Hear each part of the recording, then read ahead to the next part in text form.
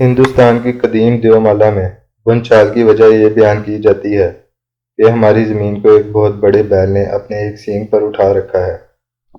جیسے ہی ایک سینگ تھک جاتا ہے تو وہ اسے اٹھا کر دوسرے سینگ پر رکھ دیتا ہے۔ سینگ بدلنے کے اس عمل کے دوران بھونچال آتا ہے۔ جدید دور میں بھی اس کی طبعی تشریح کچھ زیادہ مختلف نہیں ہے۔ ماہرین ارضیات کے مطابق زمین دراصل شمالی اور جنوبی کونوں تک محدود تھی۔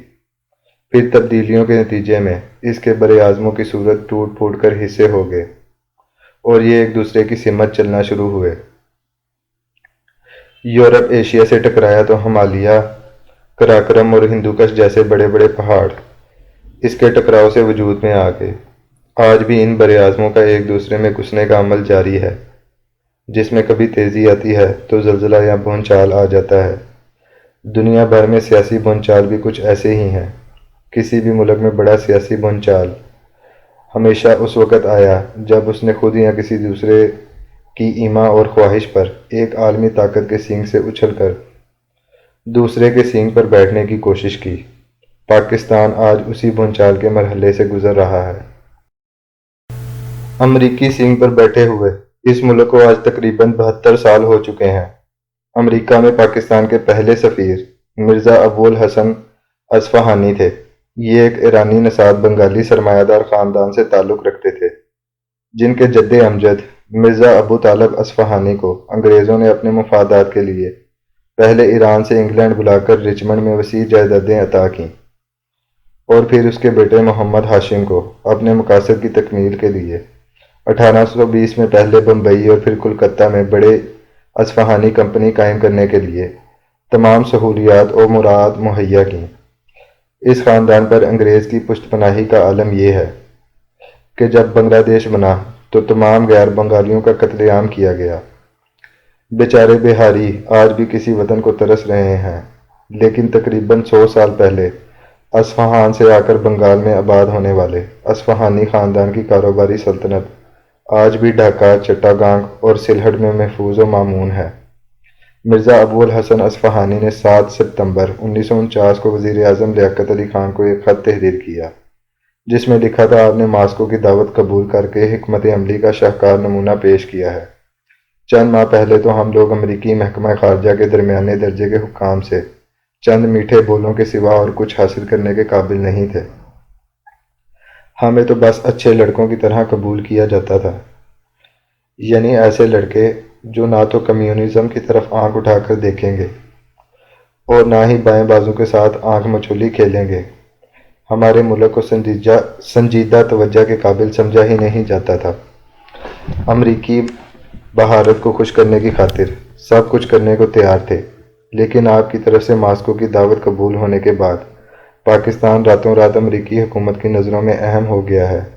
اب یہی امریکی دفتر خارجہ اس تاثر کو ظاہر کرنے کی ہر ممکن کوشش کر رہا ہے کہ وہ بھارت کے معاملے میں جانبدار ہے۔ یہ خط پاکستان کے پہلے تاریخی موڑ کا ایک ایسا سنگ میل ہے جو اس بات کی خبر دیتا ہے کہ ہم نے جیسے ہی عالمی قوتوں کی کشمکش کے دوران ایک قوت کی طرف جھکنے کی آمادگی ظاہر کی تو دوسری نے فوراً ہم پہ نظر کرم کرتے ہوئے عنایات کی بارشیں کر دیں۔ امریکی صدر ٹرومین نے وزیر اعظم لیاقت علی خان کو امریکی دورے کی دعوت دی، جسے 10 دسمبر 1949 کو منظور کر لیا گیا، اور 3 مئی 1950 کو امریکی صدر کے خصوصی طیارے میں سوار ہو کر پاکستانی وزیر اعظم لیاقت علی خان اپنی بیگم رانا لیاقت علی خان کے ہمراہ واشنگٹن پہنچے۔ سرکاری طور پر یہ دورہ 26 مئی تک جاری رہا۔ دونوں میاں بیوی کا امریکہ کے 9 بڑے شہروں میں شاندار استقبال کیا گیا۔ سرکاری دورہ ختم ہونے کے بعد بھی دونوں تقریباً 40 دن مزید نجی طور پر وہاں ٹھہرے رہے۔ امریکہ سے یہ دونوں 3 جولائی کو لندن پہنچے اور پھر کینیڈا سے ہوتے ہوئے 2.5 ماہ بعد وطن واپس لوٹے۔ اس دورے کے بعد پاکستان کی سیاست، معیشت، معاشرت اور خارجہ پالیسی سب پر امریکی اختیار کا دور شروع ہوا۔ واپس لوٹتے ہی 6 ستمبر 1950 کو میجر جنرل ایوب خان کو پاکستان کی مسلح افواج کے پہلے کمانڈر ان چیف بنانے کا اعلان کر دیا گیا۔ اس وقت commander in chief general Douglas Gracey تھے۔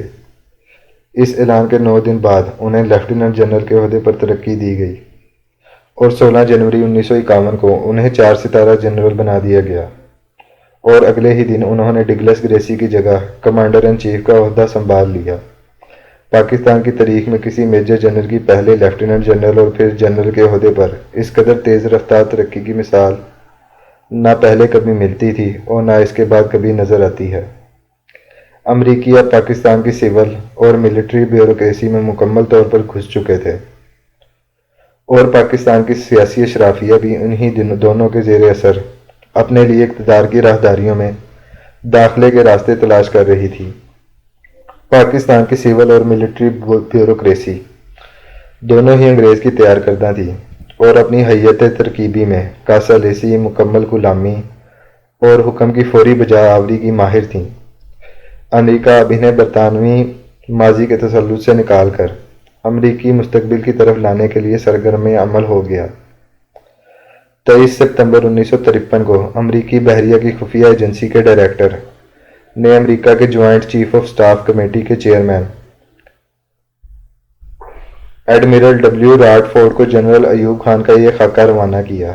6 فٹ 2 انچ سے زیادہ طویل القامت اور 210 پاؤنڈ کے توانا جنرل ایوب خان پاکستان کی ملٹری کے سب سے بااثر افسر ہیں۔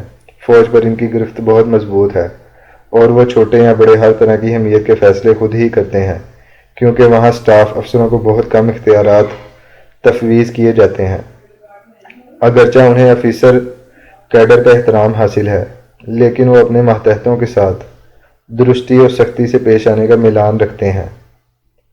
ان کی شہرت یہ ہے کہ وہ خوب جانتے ہیں کہ کس شے کی جستجو کرنی چاہیے، اور یہ کہ وہ نتائج پر زور دیتے ہیں۔ کہا جاتا ہے کہ انہیں اپنے اور اپنی افواج پر بڑا اعتماد ہے۔ ان کے بارے میں یہ بھی کہا جاتا ہے کہ وہ بہت زیادہ امریکہ نواز ہیں۔ جاہ و جلال کی بہت زیادہ ہوس اور سیاست کو اپنے فوجی کیریئر سے مخلوط کرنے کے میلان کو ان کی کمزوریاں سمجھا جاتا ہے۔ یہ خط جو اس وقت خفیہ تھا، اب امریکہ نے سیکیورٹی پیپرز کو افشا کرنے کی پالیسی کے تحت تشت زبان کر دیا ہے۔ اقتدار کی اسی رسا کشی کے حوالے سے 2 اہم شادیاں بہت اہم ہیں جو خالصتاً اقتدار کی منزل کے حصول کے لیے کی گئیں۔ سول بیوروکریسی کے ایک اہم کارندے سکندر مرزا، جنہوں نے آگے چل کر پاکستانی سیاست میں بہت اہم کردار ادا کیا، وہ اس وقت مشرقی پاکستان کے گورنر تھے۔